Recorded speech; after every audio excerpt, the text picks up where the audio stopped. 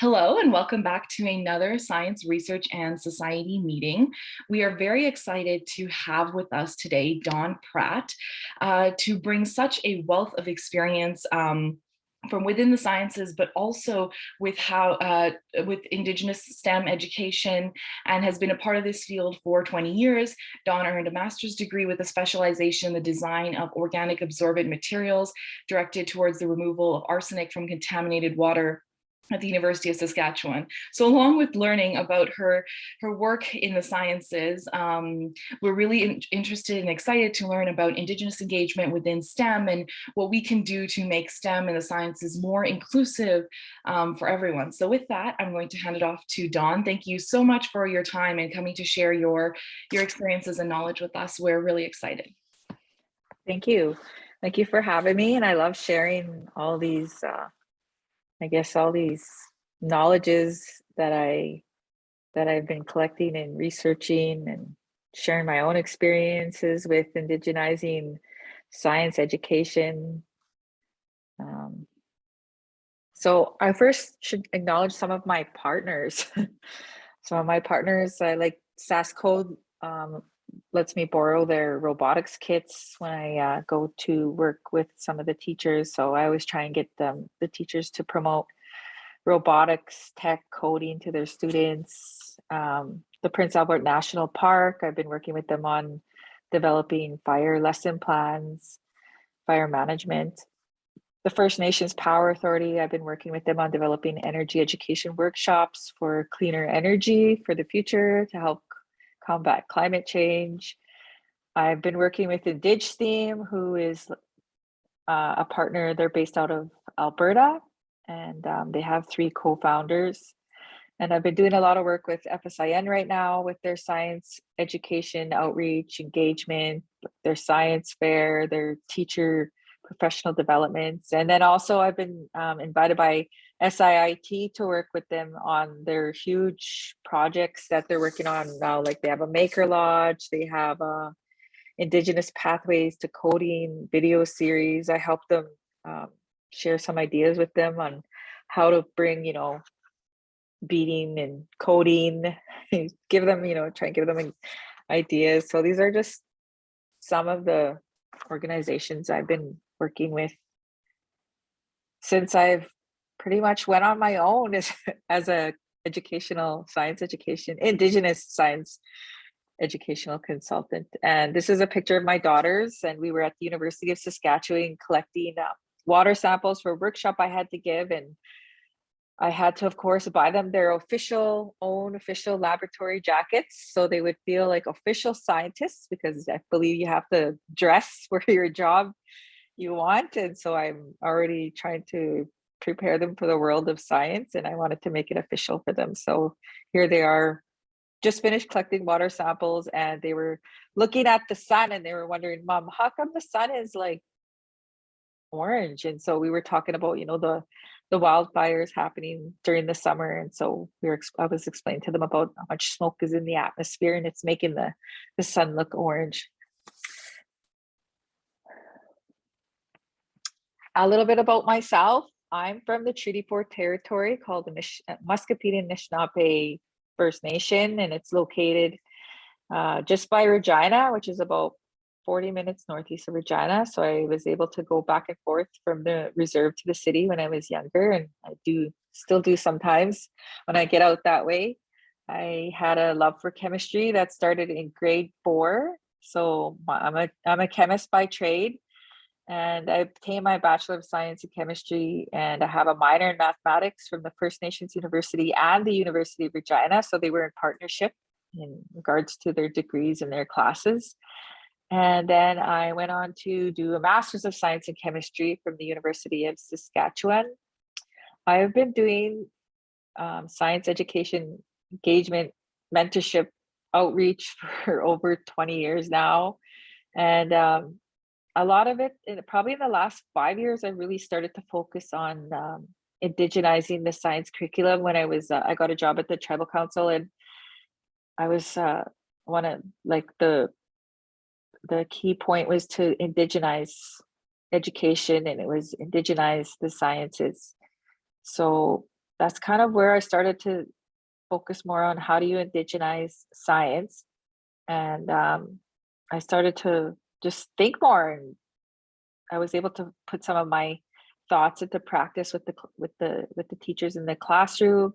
I also had access to a culture and language specialist, which would be also known as an elder knowledge keeper at the tribal council, who was on staff, who also was he was a really good teacher. He worked in the schools as well. So I was able to also learn from his teachings and his stories. And I was able to start making those connections with him. Like, I started to just notice when he would talk about, animals, he would study them. He studied their behaviors. And I noticed that he had a lot of observation was a big key thing to him. He could speak his fluent Soto language, or he called it Nakaway, or you could call it Anishinaabe or Ojibwe. It really depends on the speaker, the person you're talking to. But he could speak, and he wouldn't be able to translate some of the words because they were so technical and he calls it, he liked to use Nakaway. So I also thought that the language was very technical. I didn't understand it, but I could understand that it was very technical, and they had more technical words than they did in English. And then so I just started to do, after I left the tribal council, I went on my own pretty much, and I just started to think, because I was getting so much people reaching out to me from science centers, like from across the country, and science organizations, and they wanted to know, how do you indigenize STEM? And so it kind of made me realize that I could actually potentially be a consultant for various organizations. And so I really started to take it more seriously about becoming my own business and my own company. And there also wasn't really Indigenous STEM organizations. There's IndigSTEAM, and there's other organizations that focus on, well, I know IndigSTEAM for sure, but there wasn't really that many in Canada. It was mostly science centers were focused on Western science, just universities focused on Western science. So I just really thought that there was even working with teachers in schools, I found that there was a big educational gap, because teachers go to school, they learn Western science in their teaching degree, but they don't really learn their minds kind of stuck in the Western world of science. And so trying to bring the two together in their classroom, a lot of them, it was very challenging for them. And so that's what I would pretty much sit down with the teachers one-on-one, and I would tell them, okay, so then a teacher would tell me, oh, I have this and I don't know how to use it. I know they would know something about it, that it was an indigenous, a seal, I always say the sealskin mitt was something, it was an indigenous tool, right? And it's made of indigenous chosen material. So it started to begin like that. It was just sitting down with the teachers and taking their ideas and showing them how to bring science, or how to use it in science projects or science class. And then, so I just I saw the gaps, like I mentioned, in this system, and I saw the, teachers struggling. And so I decided to I was like, I should just have my own Indigenous science company, STEM company. And because I'm a scientist, I'm First Nation, I'm the perfect person, because I didn't really see that too many Indigenous or scientists were putting themselves out there either. A lot of them were just, focused in their careers, and they're not really focused in education, especially the scientists, right? They're such in high demand, whether I have friends that are a doctor, a dentist,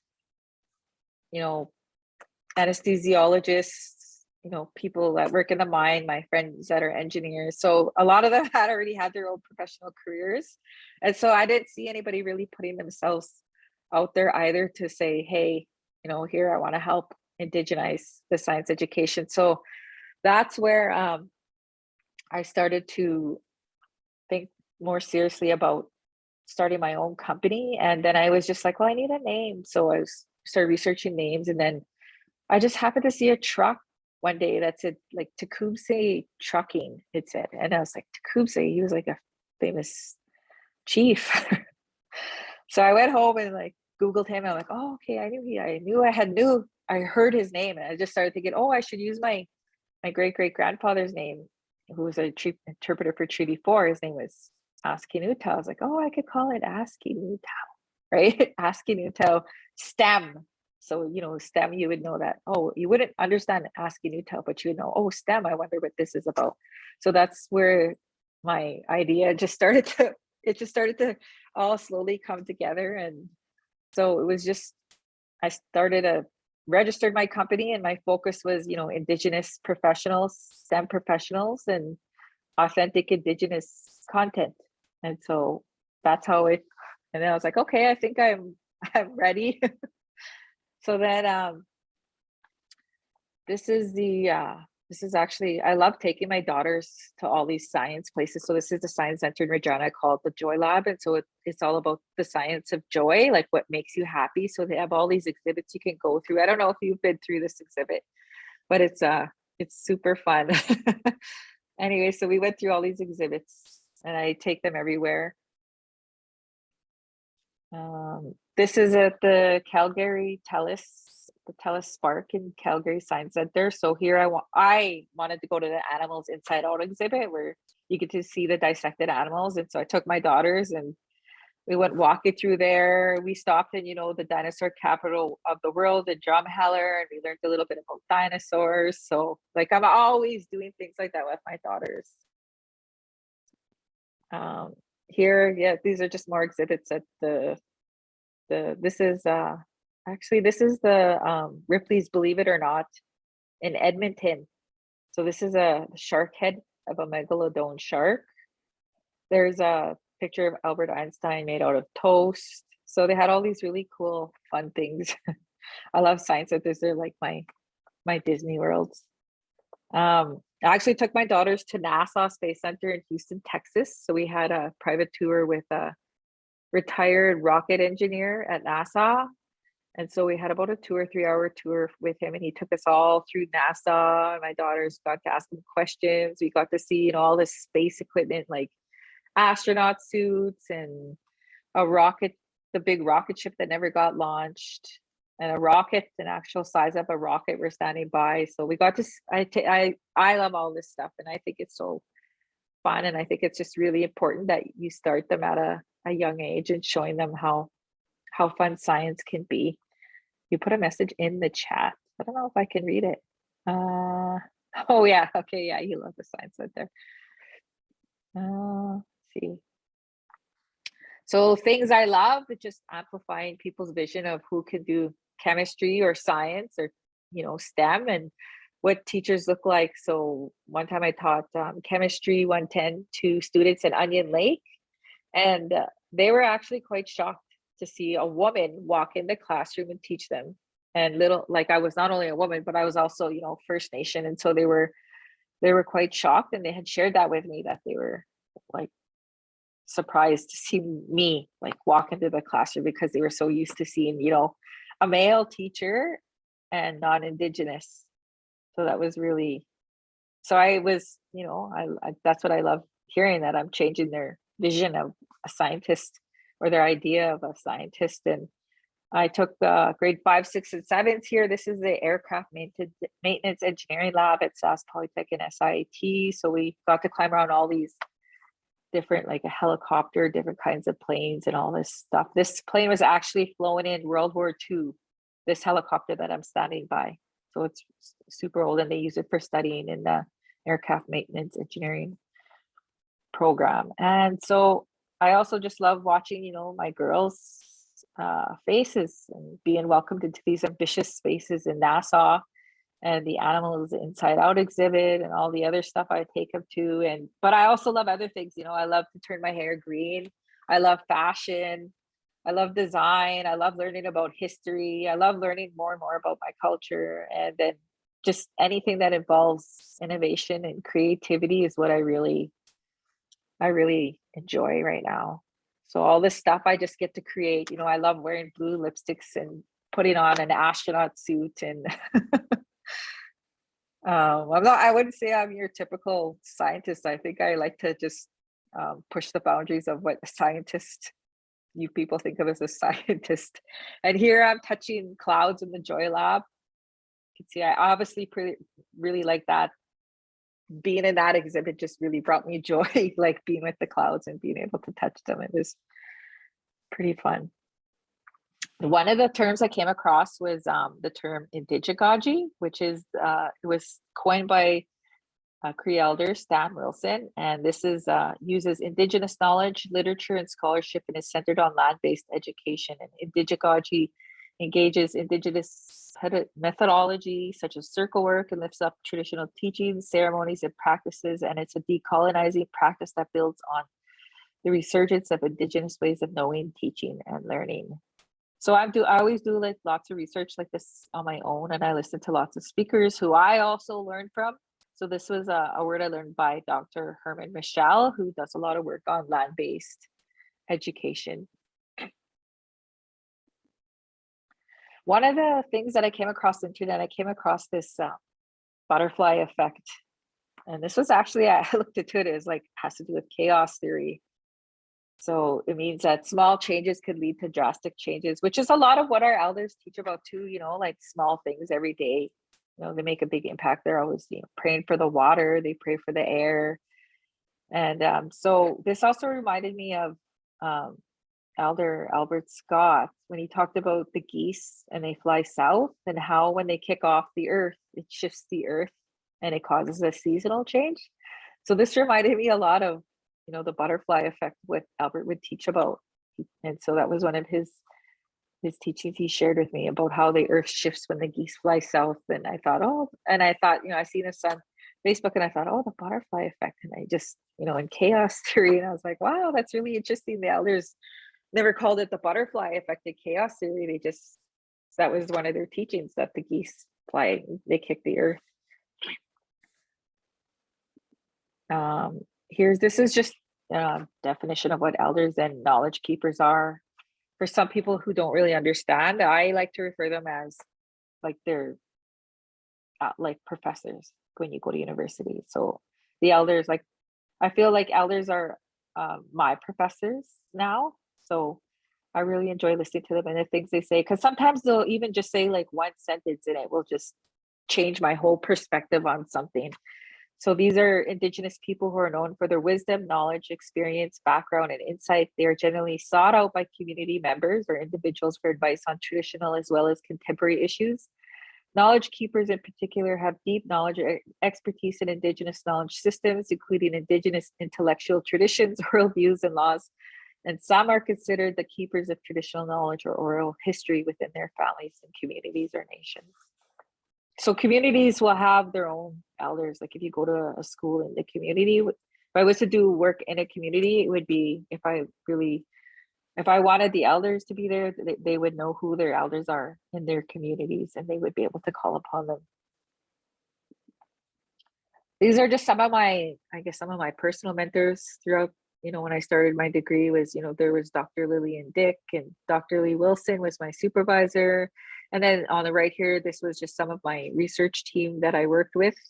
And I actually still talk to some of them, a lot of them to this day. And the girl here in the black shirt, she's a chemical engineer. So I actually trained her in the lab and she makes way more money than me. She works for Potash or something.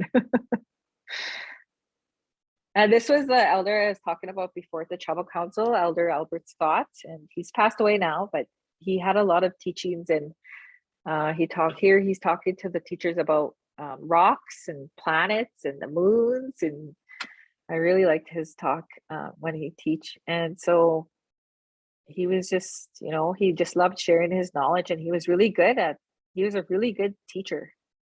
He knew lots about the beaver, rocks, trees. He's always just really good at explaining everything with the land, but he would honestly sounded like a scientist to me, because he knew so much from just observing them, and he would know so much. He would know he would be able to explain his perspective, but it would sound kind of scientific to me.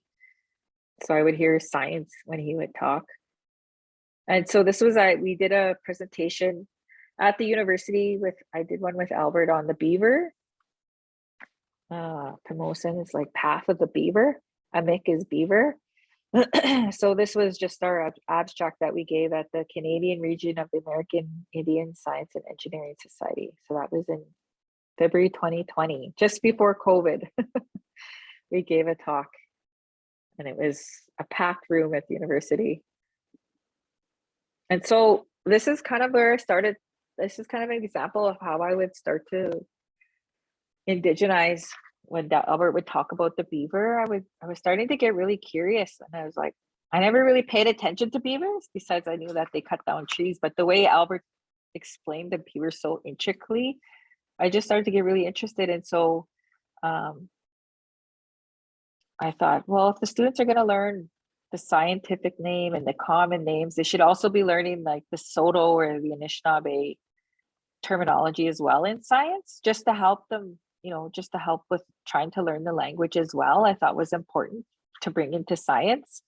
So I started to, find the translations, and it would depend on the communities, because I worked in Cree and Soto communities. So I would have to find, the Cree word and the Soto word, depending on which community I work with. And a lot of the schools had their own language teachers, so I had access to them. So I would just pretty much ask them what this word was.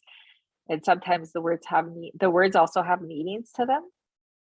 So that was how I just started to indigenize science. And so I went for a walk. One of the teachers took me for a walk in the community. This is in Muscadet, because he had a beaver, what they call beaver dam or a beaver hut that was built. So this is actually what it looks like. It doesn't even look really like anything. It just looks like a pile of trees. So I had to go online and actually see, well, what's inside this like beaver house. And so I went and I was like, wow, they're actually pretty intricate the way Albert would explain, like just the way he explained it. Like he explained the beaver as like, they're visionary, they're engineers, they understand the climate, they know how far to build out their beaver, what are these called? Oh, their beaver lodge. They knew how far to build their beaver lodge out. They knew so much. They would study like the weather, so they would know their lodge was built to this, like the specifications of the weather, depending on the weather. So this is what it would look like. And then they also, like other animals, were able to go in there and live with the beaver as well. So yeah, when he started to talk about beaver, it was so intricate that I was just blown away, that like when I started to learn about beavers myself, and I was just amazed at it. So this is how I would start to indigenize STEM, just from pretty much the way Albert would talk. And then I would just go off and kind of do my own research, scientific research, kind of to see what he was talking about, because I didn't really understand the depth at which he was talking about, because I was like, okay. So I was just go in, and this is actually the world's biggest beaver dam you could see from space, and it's in Wood Buffalo National Park in northern Alberta. And they say it's more than twice the length of the Hoover Dam, and that several beaver families over generations have joined forces to create this massive dam over months to years. So they're very, just the way Albert explained them, it's just like, wow, Albert knew that these animals were just so educated and smart, and they never went to school, and so engineers took this idea of the beaver dam, and they use it for, damming hydro projects, right? For energy. So they use this concept of what the beaver built, and they use it now. They built man-made structures for hydro power. And so this is just another example of, ecology. How long, like, scientists call this ecology, like what, 150 years? Scientists have been studying the interconnectedness and they coined this ecology, but our elders knew that there was an interconnection, that we were all related on Earth. But you go to an ecology textbook, you don't learn about no credits given to the elders about their knowledge they knew that we were all interconnected. But scientists, called it ecology, and they give no credit to the elders. So I was just like, okay, well, that's not right. When I started to think more, and more of my interactions with Albert, more interactions I had with the elders, it was, oh, our like they call it they talk about the biosphere. They break it up all into all these different spheres, right? So I started just like, oh, this is like Indigenous, this is what our elders talk about. You got to be respectful. We're all related. We're related to the water. We're related to the rocks. So this was something that was sent to me. Actually, I don't know where this source came from, but it was sent to me and I thought it was really neat. It's like all the planets in Cree, and I've had some Cree speakers say them in Cree because I don't really know. I can't speak fluent Cree, so it's just nice to hear the Cree speakers say them and kind of interpret them. Like Mars, I think, has to do with red. This is like a word similar to the word for red in Cree. So yeah, but so this is like, I knew sun is pism. I knew that.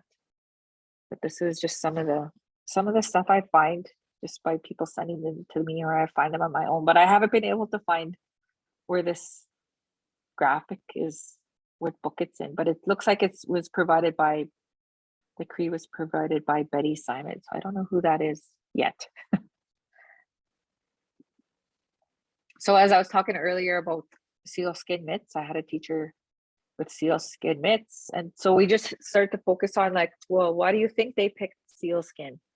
Like, what do you think is the purpose of behind picking sealskin, which would be a waterproof material? And like, it would probably keep their hands warm too for a long time. So it'd be, you're talking about the physics of heat. So the teachers, like, so when I start to make those kind of connections for the teachers, like, oh, okay, I see it now. So you could kind of design an experiment around it too, right? With, dipping your mitt in ice water and then comparing it to, a mitt, like a wool mitt, right?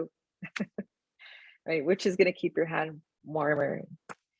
So this was so it was like probably the really beginnings of when I really started to hone down and help teachers and help them understand how to bridge the two worlds, pretty much. This is just this is a guy, he's a Blackfoot, he lives in the States, but he works at he studies like gravitational waves. So there's like a big facility in California called the Laser Interferometer Gravitational Wave Observatory. It's located in California. He's a Blackfoot from Alberta. And their first discovery, he actually asked his mom to do a translation into Blackfoot. So she's his translator and she does a lot of his documents in Blackfoot. He goes around, he does a lot of speaking events as well in the United States and Canada. His name is Corey Gray. He's actually from Canada, but he lives down there now. But so that's what he does. And so she did the term for when describing the sound of black holes. When two black holes collide, they make a noise. And so Sharon Yellowfly interpreted it as like a bird singing. So I can't pronounce that Blackfoot word, but that's how her interpretation of the word of the two black holes colliding was, bird singing. That was the sound. So she translated them into Blackfoot. And so so I found I was doing living and non-living with the children, and so I had to think. So I just wanted, how do I indigenize this one? I was thinking. So we did like the 4 necessities of life: water, air, sun, soil. So this was for a really young grade. The younger grades I find are easier to indigenize than when you get older and the science is more technical. It's a little bit of more of a challenge because it's just so specific. But here the younger grades are more, I don't know if it's more just general science or something, but it's just it's more, I find it easier to indigenize. And so we did the 4 elements of life, and we did non-living and living. So this was just some of the stuff we went through. Like I had books that talked about Mother Earth. I had the students color after we read books to them. I don't know if it's like, I like books being read to me too. I don't know if I should practice this reading of books when you're in older grades, but I like being read books too. So I'm still kind of debating if I should read books to the high school kids. But so this was just some of the activities we did. was coloring and reading those books, like Indigenous based books and stories about Mother Earth and the four elements of life. And so I broke down the scientific term, and then I had, I did this in the Cree community and a Soto or a Nuckaway community. So I would get the language teachers to help me with the translations, because they were different too. For like Nippy and Nibby sound similar, but they're different. And ASCII is Cree or Akik for earth or the soil. So ASCII is in my business name, Askenootow, and ASCII means earth, and Nutaw would be worker, so it means like worker of the earth. So that would be the Indian name of my great grandfather. And I can actually go back that far because he was an interpreter for Treaty 4, and so they have pictures of him, the day of the treaties and stuff like that when he was an interpreter. So this was actually a science fair project, and I worked with the teacher with this on I don't know, do you know what makey boards are? No, just 1 second. Just 1 second. Yeah, I'd love to see one. Yeah, so I have this makey board that I used. I gave it to the teacher, and this is just, studies like circuits, but you can make like a banana piano out of it. So the teacher took, I said, just go online, you can make a banana piano. It like takes 5 minutes to set up, and then you can just start playing with the different projects. So she actually listened and took my advice. And so she made this project using the makeys. And this is like a Cree star map. So she used like the Indigenous stories of Wilfred Bach, but she also had elders from their community of Mistawasis come in and talk about any star knowledge stories the elders knew. And so she helped the students create a Cree star map. And so these had like LED lights where they lit them up and stuff like that. So this was actually a really good project. I think it won first place at the FSIN Science Fair that year with the students. And so she also struggled with, this was like a really good project, but it didn't have like that scientific method in it. Like she didn't have data, she didn't have a procedure. So I helped her develop, like I kind of guided her how to develop a procedure. Like, how do I write about like the elders in there? And I just tell her, you just tell them, like in the procedure, you invited the elders, you did this in your procedure. Your data, you could, poll the students before how much knew about Indigenous star knowledge and how much they knew afterwards, because a lot of people don't know that there is Indigenous star knowledge stories. We learn about, the Greek and the Roman stars and their stories, but we never learned about, like I never learned about mine either until I was probably in my 20s or 30s when I discovered Indigenous star knowledge. But we're not taught about Indigenous star knowledge stories in school. And so this was great that she was doing this. And I just told you could collect data by asking the students before and after how much they knew about Indigenous star knowledge stories. And so that was part of her data. She had her procedure written up, so she wouldn't get dock points for her scientific method. So I helped her with her scientific method, which she would teach the students on the scientific method. And so she had the students gather data and stuff like that. The data, rate the procedure. But this won first place. So I guided her with the using the makey. This was just something I saw, like a research article where it talks about the resonances between Indigenous art and images captured by a microscope. So there was similarities between microscope images and Indigenous art, which I think is really interesting. How much time do I have? Oh, it's already 1:10. Okay, so I don't know how much. I have lots of information that I been collecting and I keep and organize. So I don't know if you have any questions so far before I keep going, because I've been going on for about I could go on for like an hour and a half, maybe 2 hours. The examples are so fascinating to see the intersection, and like especially what you just said about microscope and beading. Like just yesterday I was in the lab looking at like images of leaves and the veins that come out with the different types of leaves, and the beading image that you just showed before was like, you know, kind of like similar. So yeah, this has been, I have a few questions, but I think I can just like ask them at the end if that's okay. Okay, sure. Well, this is just another, this is a like what it means to indigenize a curriculum. Of course, you kind of have an idea what it means to me. Indigenizing curriculum is bringing in the language, you know, using the culture, bringing in the elders and their teachings, and really trying to find that all that those connections. And so this is a researcher that says indigenized curriculum development and delivery will likely look very different for educational institutions based on their geography and whether they are located in cities, rural communities, reserves, or settlements. And given that Indigenous knowledges are land-based, one pan-Indigenous approach is not appropriate.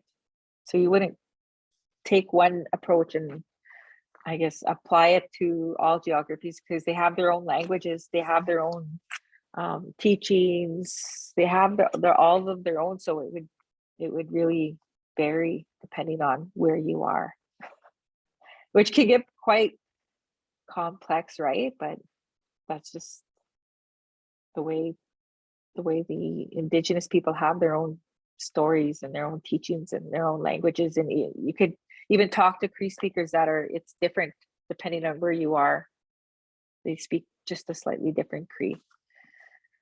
So this was a researcher at the University of Manitoba who's doing research on this area. Her name is, what's her name? Carrie Miller, head of Lynn LaValle and Carrie Miller. If you want to look further into what they've been doing, because you could just go in and see more of their research that they've been doing. So there's lots of people that are Indigenous and doing this work, and I think it should be Indigenous led. I think that our own people need to lead this, and so that's one of the other reasons why I thought that I should be trying to lead indigenizing STEM. Like, we shouldn't leave it up to non-Indigenous people to be indigenizing our science education, right? I think that Indigenous people need to lead it. And this is talking about elders in the communities, that the most respected educators have been the elders, and in pre-contact societies, elders had clear roles to play in on passing wisdom and knowledge to youth, and that relationship is still honored and practiced today in schools. So you bring in the elders and students will listen, and they say a lot of really very important they have really important things, and things that kind of give you a different perspective on when you're looking at something. And some elders are the knowledge holders of 60 different Indigenous languages in Canada, and language is a key component of Indigenous culture that should be integrated in teaching practices if we're moved towards an indigenization of curriculum. And then both Indigenous and non-Indigenous students can learn a lot from elders, and curriculum developers can seek opportunities to engage with elders as experts in Indigenous pedagogies. So some elders are actually, especially when it comes to climate change or understanding animal populations in specific areas, a lot of elders or the people that have been there, living there in the communities, are the ones who hold all that knowledge.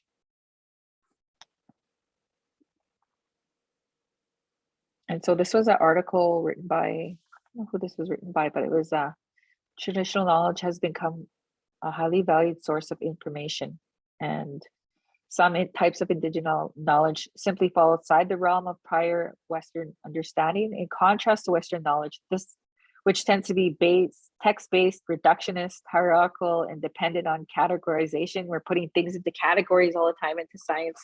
Indigenous science does not strive for a universal set of explanations, but is particularistic in orientation and often contextual. So the science is always, let's put everything into categories and boxes, and let's do this, right? But when you come to Indigenous knowledge, I think a lot of people have a hard understanding of what Indigenous knowledge is, or what they're even hearing sometimes. Like, I don't think people even understand, because sometimes I can hear it, but I don't understand, and I can't comprehend it until I'll kind of have a light bulb moment, like, oh, this is what they were talking about. And this is how I can use it in, you know, if I'm going to teach about energy in Western science.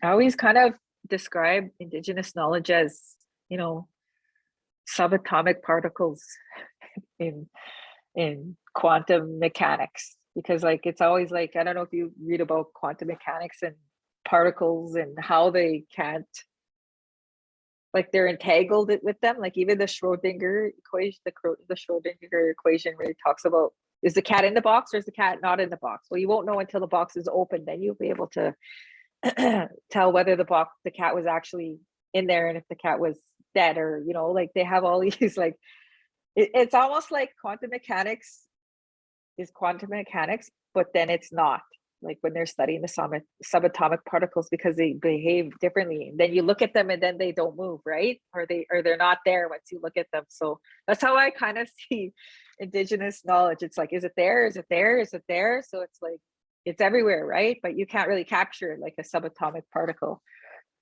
So like even plants, there's a research article on plants and how it was examining, like, do plants have something to say? And, you know, Elder Albert Scott would always say, yeah, you know, you can listen to the trees. If you go listen to the trees, they'll talk to you, right? Like it's the same for plants. And so a researcher was studying if plants can talk. And so in our culture, like Indigenous cultures, they have protocols, and in science you have a procedure. So they're the same, they're the same, right? But our protocols are thousands of years old that the elders still use today. They have protocols. They talk about protocols and ceremonies. And so in science, you're talking about procedures, but, you know, science isn't as old as our Indigenous knowledge. And this is a book called Braiding Sweetgrass by Robin Wall Kimmerer, and she explains, in some native languages, the term for plants translates to those who take care of us. So I thought that was, like, even their translations are, you know, the words that they use are just, they're scientific descriptions compared to our word for plant in English, right? If you think about the definition. This is even David Suzuki even wrote a paper about Indigenous knowledge and how it is often more profound than science. It's, you know, he described it as Indigenous knowledge is encompassing and more profound than science. It embraces gratitude, love, respect, and a deep sense of responsibility. And science scrubs these emotions in the name of objectivity and try to find a universal principle that can be replicated anywhere. That's what science is all about. Indigenous knowledge is the accumulated observations, trials and errors, successes and failures of people living in place. It's critical for people's survival, and it has been tested by their presence over thousands of years. And if you think of like, how old is science? 500 years old? Like the history of science? Or like, how far does science go back? When I sit there and think about it. It's also deeply subjective and meaningful, considering the web of relationships with all other animal and plant species and air, water, soil, and sunlight. The element of reciprocity of responsibility is missing in contemporary science and society in general. So like our elders know the importance of water, like, and water has energy, which we capture with, you know, we use hydropower, you know, we're capturing that energy in the water to help, you know, transform that energy in the water to, you know, electricity for our homes. So, but the elders knew that water was important, and it has like a spirit, right? And science takes that and then they use it for electricity. They build hydropower projects. So I could see lots of connections, like even lots of scientists, like, why are starting to care about, you know, Indigenous people who can talk to whales, and they never thought that you could talk to whales, or you could they didn't even think that whales could smell, but apparently after they, you know, dissected a whale, they discovered that, oh yeah, the whales can smell. But this is just another research paper where, you know, Indigenous people knew all along that you could talk to whales and that they could smell. That's kind of find things like, it's like funny to me, almost like, wow, like I can't believe how arrogant science comes off, and how, you know, Indigenous knowledge was like left to the side for so long, right? So long, Indigenous knowledge was put aside. This is just another example on how, you know, the Indigenous people in Latin America built pyramids, and they were considered elite builders. They understood the physics, the chemistry, engineering, city planning, geology, you know, construction. So they built these like massive structures that are still standing today, and they're probably 2,000 or 3,000 years old, these pyramids. So they understood all these subjects that we study now. They built water filtration systems within their communities. They knew what kind of material to use to filter water. They had an understanding of, you know, crystalline quartz and zeolite and a compound of silicone and aluminum to create these molecular sieves. And so they're just starting to discover that, you know, Indigenous people down in Mexico knew all this science. Just one second, I got a cough.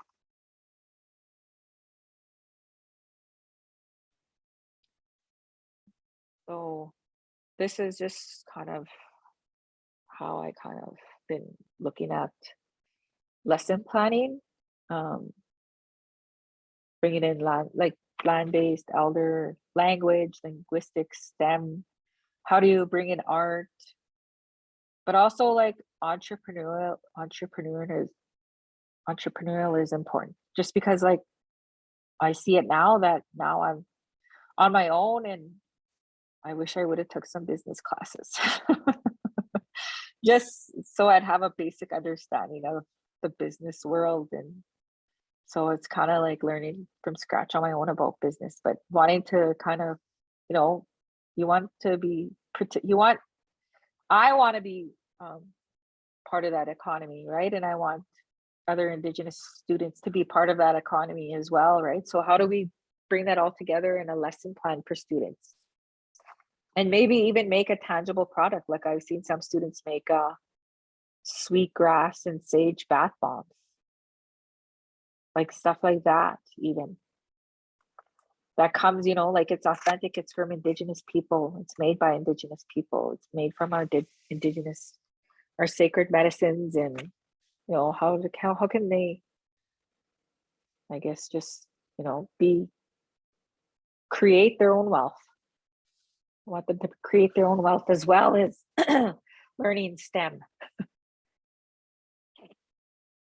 So this is a college in the United States.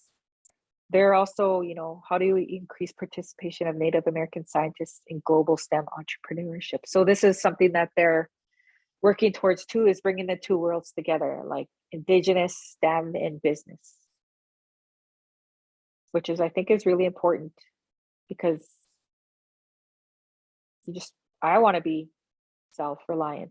I don't want to, you know, I want to create my own wealth, and I also want to be a part of that economy.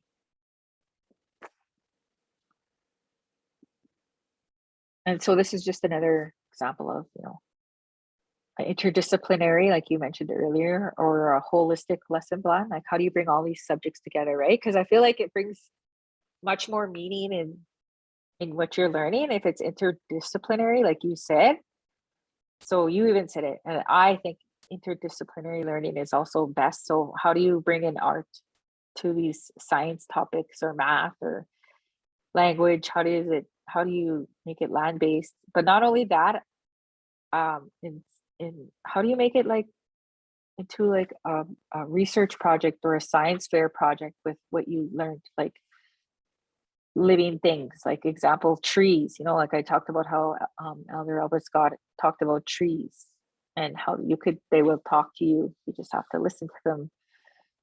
Going on nature walks, taking pictures of the trees, learning the trees, not only their common name, but their scientific name and the First Nation language of trees, because they have names for the trees in their First Nation languages. But also learning the science, right? Like tree structure, photosynthesis, tree rings, using math, maybe counting tree rings to find the age of a tree. Just really trying to come up with all these ideas. This is a guy I found online. He's a assistant professor at Dalhousie University. He's Indigenous. And he says, this was his quote I found, Indigenous people are very scientific. It's just that our science includes the heart.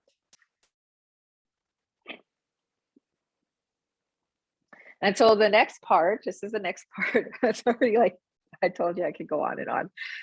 This is the medicine wheel of learning. And this was from Dr. Lillian Dick. I found a paper she wrote on how to, I guess, develop your lesson plan, or how do you teach based on the medicine wheel. So she had, the East labeled as the spiritual aspect of science, and she labeled that as creativity. She then labeled like the South as your emotional aspect of science, or your authoritarian side. The West was your physical, which is your reductionist in the scientific world. And the North was your mental aspect of science integrated. So Dr. Lillian Dick and Dr. Michelle Hogue both did these medicine wheels of learning for STEM. But this was when people want to say, oh, science isn't, there's no subjectivity in science. And so, but Mendeleev, if you think about Mendeleev, and he got his idea for the periodic table of elements with a deck of cards. I think it came to him like in a dream or something like that. And so he used a deck of cards to develop the periodic table. And even Newton and the apple falling on him on the tree, right? Like that's part of the creativity in science and discovering, gravity, right? It just didn't come to him in an idea. It came to him like in, an apple falling on a tree. So there is creativity. There's a spiritual part of science discoveries, or developing concepts in science came from a spiritual aspect in science. So Dr. Lillian Dick and Dr. Michelle Hogue wrote these two papers that I actually got a hold of, and I was like, oh wow, cool. Because Albert Scott also said you should have a medicine wheel of learning, like develop your lesson plans from the medicine wheel. But I didn't understand him, right? I was like, I don't understand. I don't know how would I do that. But after I found these two papers, I was like, oh, okay, this is what Albert was talking about. And this is how we can use it in STEM, right? So this is how I did this for the living and non-living lesson plan. And the 4 elements was, I broke it down. So the first part was like I used a lot of the labels that they use, like the spiritual aspect, like, so what would be the creative part? What's the creativity in the lesson plan of the 4 elements in the living and the non-living? So it was students will begin to understand the 4 elements of living and non-living things and become aware of this classification in their environment. And then so I would move through. This was how my lesson plan was developed, was based on the medicine wheel. So I broke it down to spiritual. Emotional part was what things and 4 elements do they appreciate and not want to do without? Like, how does the 4 elements affect their everyday lives? Like, do you want to drink clean water? Or do you want to drink dirty water? And like, oh, we want clean water. So they knew importance of clean water and clean air. So that was the emotional part of the lesson plan. The physical part was, students classifying living and non-living things. And then the mental was, we should always be aware that Mother Earth is the provider of the 4 elements we use to nourish our bodies, minds, and plants and animals. So that's how I broke it down, using those 2 papers as the basis for my lesson planning for the students.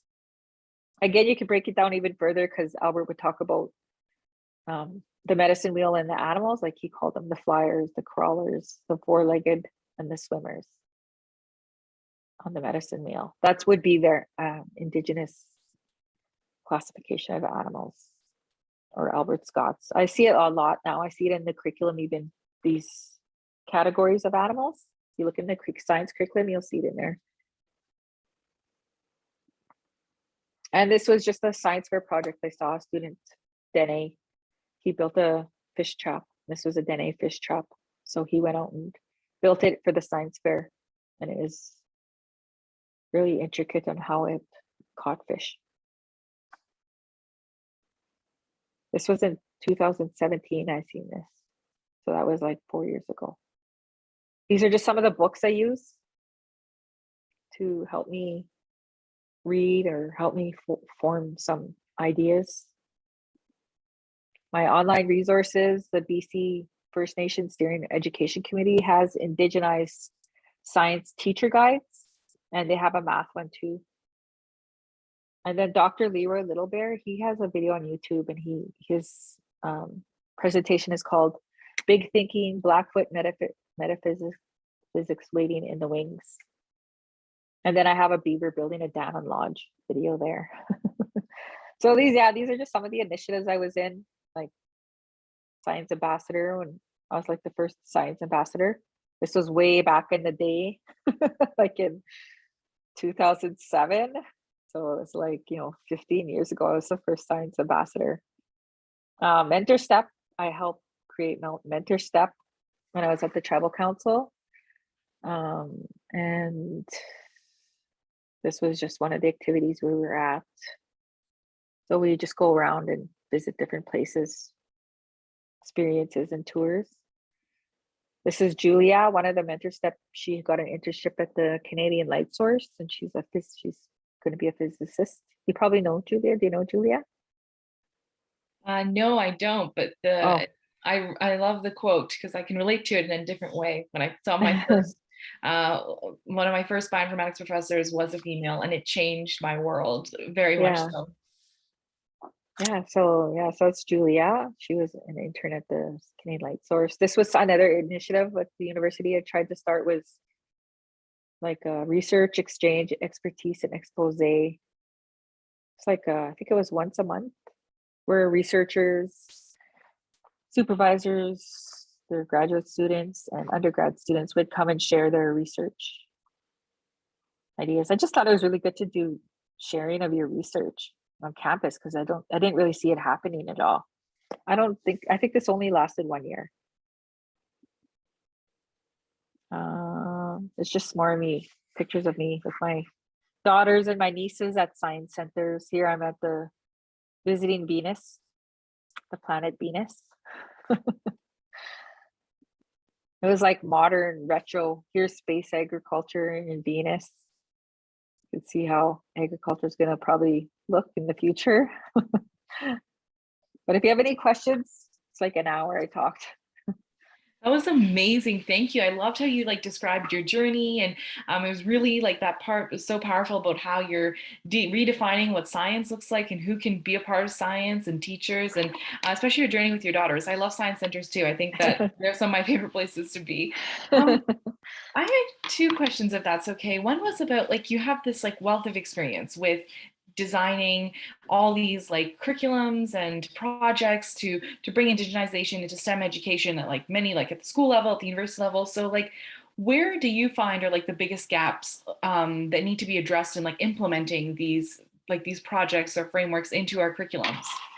I'd probably say the older grades. It gets really challenging in the older grades when you're starting to talk about specific things like functional groups in chemistry. And how do you I talked to one teacher who was asking about chemistry. How do I indigenize chemistry? So I just told her maybe you could just teach about the 4 sacred medicines and the main functional groups that give, cedar its smell, right? The chemicals inside cedar that give it smell, or sage, right? Because they all have smells. So what I talked to her a little bit about you could just talk about the functional groups, because you learn about functional groups in chemistry. So but it starts to get a little challenging when you starts to get more technical. It starts to get more in depth. So that's where it's really challenging. I find it. Interesting. You mentioned that whether older students would like to be read to or not, and I think I would vouch for yes. I quite like. I think it's just like there's just so many different ways of learning, and sometimes I feel like the older students we sometimes try and just use a few methods of learning when there's so many different ways of learning, and we should explore all of them. And I feel Yeah, like they reading. don't read to you in high school, and I think I'd like to be No, read they to. don't. Like, because we listen to audiobooks, right? So I'm Yes. like, it would be the same thing. It's just you're reading to high school students. I think they would enjoy it. Yeah, and I think so many of like my peers that I can think of, like we learn so much from like podcasts or audiobooks. Like audio is like such a powerful method of teaching and learning. So definitely would vouch for that. The other, I wrote down this quote and I really thought it was so powerful. Like there was a quote in your presentation about how the element of like reciprocity and responsibility is missing in science and in society in general. And I think that was such a powerful quote. It's actually one of the reasons why we founded like the Science Research Society Club, because that idea of like the intersections of science and society and how we all have like a responsibility to do better. So how can we bring like, I guess, the sense of responsibility to STEM, especially with that, like what you noted with how the older I guess the older students get in STEM, those subjects tend to be reduced to very technical knowledge when they can be applied very broadly. Like I think any STEM field today can be applied to make the world a better place. But how do we like bring that realization into education? Like for higher education, you mean? Like for university? Yeah, or high school even. So I think maybe it's the same problem. Um, I don't know. I think I'm still trying to figure that part out. Like, I know the elders are in such a high demand, and knowledge keepers they're in really high demand. So sometimes it's a real struggle to even get them to Mhm. come to your class. Or what was your question again? Like, there's kind of, I don't know if I understood. Or like, how do we bring that sense of responsibility back to or sorry, back is not right. How do we bring that sense of responsibility to the sciences, that we have a responsibility to society, I think, to do better, if I'd understood that slide right. Oh, I don't know. Like Western universities are like westernized. You know, they're considered by some a colonized. They're colonized, westernized institutional systems. So I think that's the challenge there for a lot of Indigenous educators is right off the hop, the university, you have to follow, like in science, you have to follow the scientific method, right? Hmm. Or in university, in teacher school, you have to follow a specific lesson plan, Yeah. right?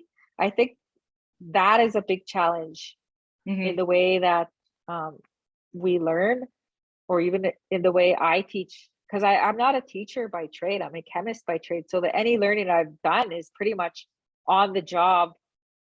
I guess my way of learning to teach or would be like an Indigenous way of learning and teaching, right? Because I Right. never went to teacher school. This is all on my own. Hmm. And so I have friends that are teachers that I can go to and say, okay, does this lesson plan look right? Because I'm not an expert in lesson planning.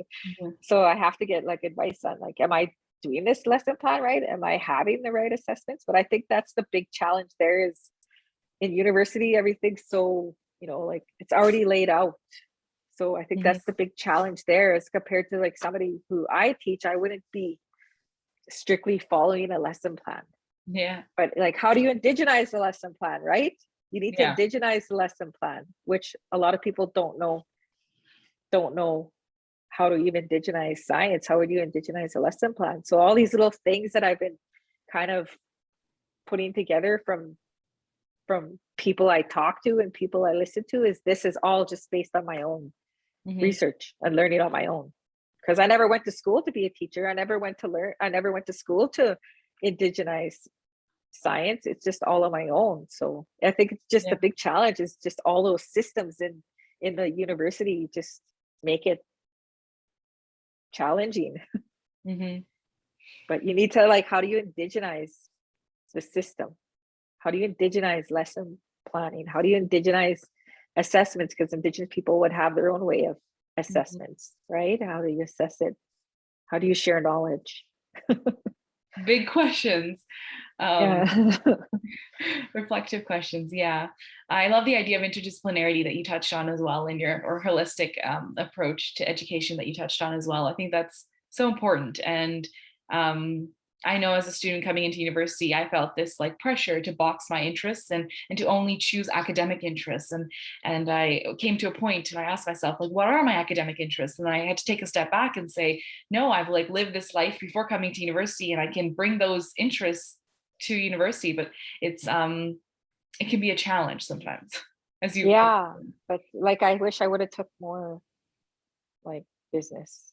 I Mhm. wish I would have took marketing, because right now I have to learn, on my own about marketing and branding and business and, you know, visualizing, a mission for your business. Like a lot of businesses have mission statements and visions, and so Yeah. kind of learning that all on my own right now, just baby steps. Mhm.